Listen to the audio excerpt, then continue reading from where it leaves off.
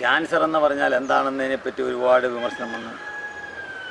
അതിന് ആയുർവേദത്തിൽ മരുന്നില്ല എന്നും പഴയ ആയുർവേദം ഇന്നില്ല എന്നും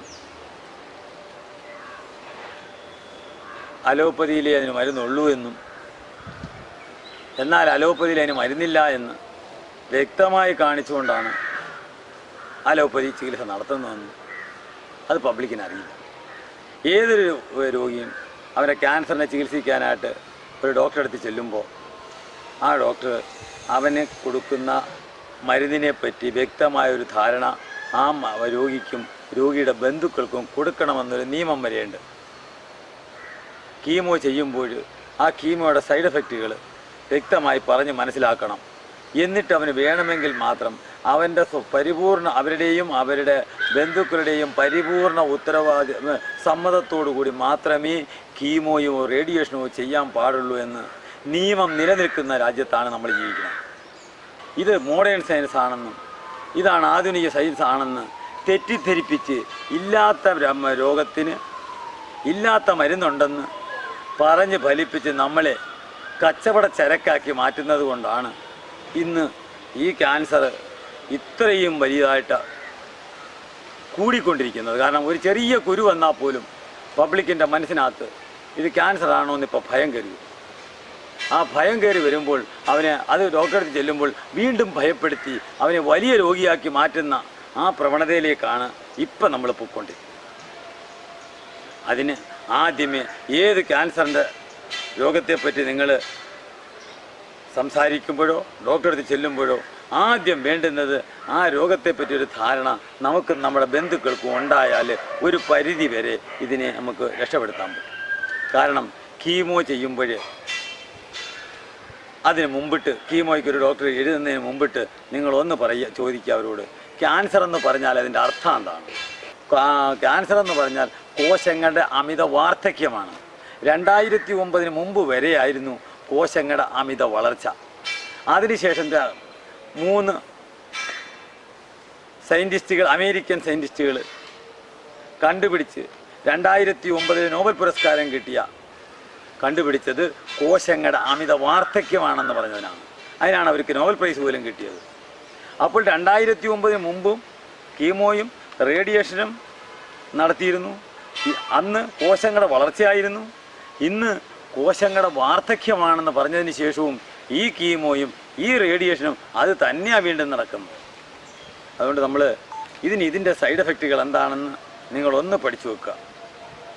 ഇതിൻ്റെ സൈഡ് എഫക്റ്റാണ്: 1 അനീമിയ, 2 തളർച്ച, അത് കഴിഞ്ഞ് മുടി കൊഴിച്ചിൽ, അത് കഴിഞ്ഞ് ബ്ലീഡിങ്, മുറിവുകളുണ്ടാകുന്ന രക്തവാർച്ച കുറയാതിരിക്കുക, വോമിറ്റിങ് എന്ന് പറഞ്ഞാൽ ഓക്കാനവും ഛർദിലും.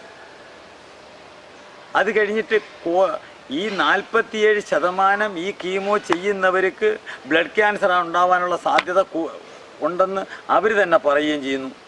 അത് കഴിഞ്ഞിട്ട് മലബന്ധം, വയറിളക്കം, തൊണ്ടവേദന, മോണപഴുപ്പ്, ത്വക്ക് രോഗം, നഖം അമിതമായി വളർച്ചുക, വെയിറ്റ് കൂടുക കുറയുക, മെമ്മറി ലോസ്, ആർത്തവവിരാമം എന്ന് പറഞ്ഞാൽ സ്ത്രീകൾക്കുണ്ടാകുന്ന മെൻസസ് പീരീഡ് നിൽക്കുക, ഇതുവരെ ഉണ്ടാക്കാൻ പറ്റുന്ന ഇത്രയും വലിയ എല്ലുകളുടെ വളർച്ച കുറവ്, ഈ എല്ലുകൾക്ക് ബലമില്ലാതിരിക്കുക, ഇതെല്ലാം ഇതിനകത്തുണ്ടായിട്ടും നമ്മളിതെല്ലാം മറച്ചു വെച്ചുകൊണ്ട് നമ്മളോട് പറയാതെ അവർ ചെന്ന് കീമോ പറയുന്നു. എന്നിട്ട് നമ്മൾ അറിയാതെ ഒരു പേപ്പറിൽ സൈൻ ചെയ്ത് മേടിക്കുന്നു. എൻ്റെ സ്വന്തം ഇഷ്ടപ്രകാരമാണ് ഞാനിത് ചെയ്യുന്നത്, എൻ്റെ പുറത്ത് എന്തു സംഭവിച്ചാലും നിങ്ങളുടെ പേര് കേസെടുക്കത്തില്ല എന്ന് വരെ ഉള്ള പേപ്പറിൽ സൈൻ ചെയ്ത് മേടിച്ചുകൊണ്ട് നമ്മളിതിന് പോന്നു. ഇതിലേതാ വേണ്ടുന്നത്? ഈ കമ്പനിക്കാരൻ പറയുന്നതും അവൻ്റെ റെപ്രസെൻറ്റേറ്റീവും അവൻ്റെ ഏജൻറ്റന്മാരും കൂടിയിട്ട് പറയുന്നു ഇന്ന സാധനം ഇന്നതിന് കൊള്ളാമെന്ന് ഡോക്ടറെ കൊണ്ട് അവർക്ക് കൈക്കൂലി കൊടുത്തും അവർക്ക് പ്രലോഭനങ്ങൾ നൽകിയും അവരെ കൊണ്ട് പറയിപ്പിച്ച് അവരെ പറഞ്ഞ് ഫലിപ്പിച്ച് അവർ നമുക്ക് കുറിച്ച് തരുന്നു. ഇതിൻ്റെ സത്യമായ കാര്യങ്ങൾ മൊത്തം നെറ്റിൽ ഇഷ്ടം പോലെ കിടപ്പുണ്ട്. ഇന്നുവരെ ക്യാൻസറിൻ്റെ അണുക്കളെയോ അല്ലെ രോഗത്തെയോ പറ്റി ആരും ഇതുവരെ വ്യക്തമായൊരു പഠനം നടന്നിട്ടില്ല, ഇതുവരെ കണ്ടുപിടിച്ചിട്ടുമില്ല. പിന്നെ ഇങ്ങനെ ഇല്ലാത്തൊരു രോഗത്തിന് ഇല്ലാത്തൊരു മരുന്ന് ഉണ്ടാക്കിക്കൊണ്ടുവന്ന് നമ്മളെ കൊല ചെയ്യിക്കുന്നത്. ഇനി ഒന്നുകൂടെ നിങ്ങൾ എടുക്കേണ്ടുന്നത്, ഏതെങ്കിലും ഒരു ഓങ്കോളജിസ്റ്റ് അവരുടെ സ്വന്തം ബന്ധുക്കളുടെ പുറത്ത് ഈ കൃത്രിമ പണി ചെയ്യുന്നുണ്ടോ എന്ന് അന്വേഷിച്ച് നോക്കുക.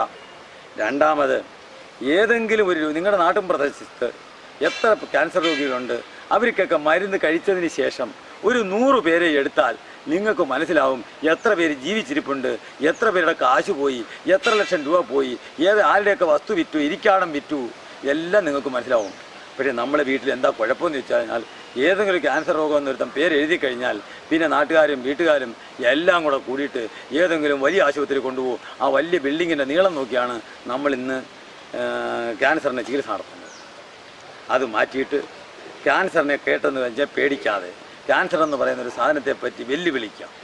നമുക്ക് ഈ നാട്ടിൽ എത്രത്തോളം കാലം ജീവിക്കാനുള്ള അവകാശമുണ്ട്, അതുവരെ ജീവിക്കാനുള്ള അവകാശം നമ്മൾ നല്ലതുപോലെ എടുത്തിട്ട് 10 ദിവസം കയ്യിലുള്ളത് അടിച്ചു പൊളിക്കാൻ പഠിക്കാം.